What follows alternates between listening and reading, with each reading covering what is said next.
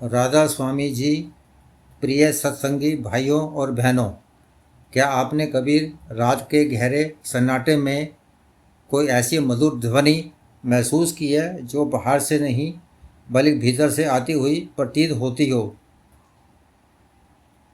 बहुत से लोग इसे सामान्य आवाज़ समझकर अनदेखा कर देते हैं, लेकिन संत महापुरुष बताते हैं कि ये हमारी आत्मा को उसके वास्तविक स्रोत की ओर बुलाने वाला एक दिव्य संकेत भी हो सकता है।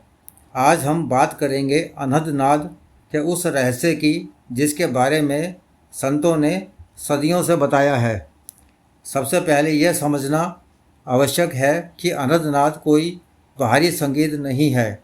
यह ऐसी दिव्य ध्वनि मानी जाती है जो किसी वाद्य यंत्र से उत्पन्न नहीं होती, इसलिए इसे अनाहत नाद भी कहा जाता है, अर्थात बिना किसी टकराव से उत्पन्न होने वाली ध्वनि।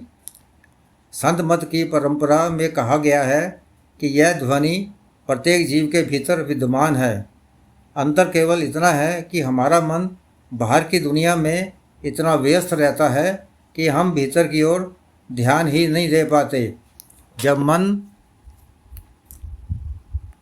शांत होने लगता है और हमारी चेतना धीरे धीरे भ्रुकुटी केंद्र की ओर स्थिर होने लगती है, तब साधक को भीतर की सूक्ष्म अनुभूतियाँ होने लगती हैं। लेकिन यहाँ एक बात समझना बहुत आवश्यक है कि सिर्फ ध्वनि सुन लेना ही साधना की अंतिम अवस्था नहीं है। संतों ने हमेशा प्रेम, नाम स्मरण, गुरु की शिक्षा और नियमित अभ्यास पर अधिक बल दिया है। इसलिए कहा जाता है कि साधना का उद्देश्य केवल किसी अनुभव के पीछे भागना नहीं, बल्कि अपने जीवन में शांति, विनम्रता और प्रेम को विकसित करना है। कई साधक पूछते हैं कि यदि भीतर अनेक प्रकार की ध्वनियाँ सुनाई दें तो किस पर ध्यान देना चाहिए। संतों की यह शिक्षा है कि ध्वनि का पीछा करने से अधिक महत्वपूर्ण है कि हमारा ध्यान स्थिर रहे। अब मन बार बार भटकता है, तब हमें उसे प्रेम पूर्वक वापस उसी केंद्र पर लाना चाहिए जहाँ गुरु ने ध्यान लगाने की प्रेरणा दी है। और धीरे धीरे मन शांत होता है और साधना सहज बनने लगती है।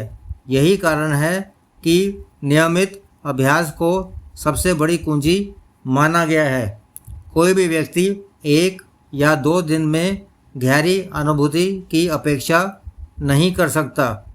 जैसे एक बीज को वृक्ष बनने में समय लगता है, उसी प्रकार आध्यात्मिक यात्रा भी धैर्य और निरंतर अभ्यास चाहती है।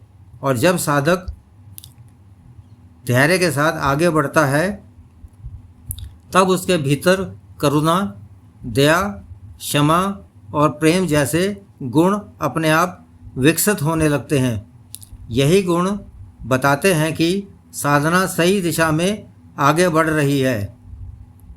प्रिय साथियों, यदि हम प्रतिदिन कुछ समय शांत बैठकर नाम स्मरण करें, अपने जीवन में अच्छे कर्मों को अपनाएं और गुरु की शिक्षा के अनुसार चलने का प्रयास करें, तो हमारा मन धीरे धीरे भीतर की ओर स्थिर होने लगता है।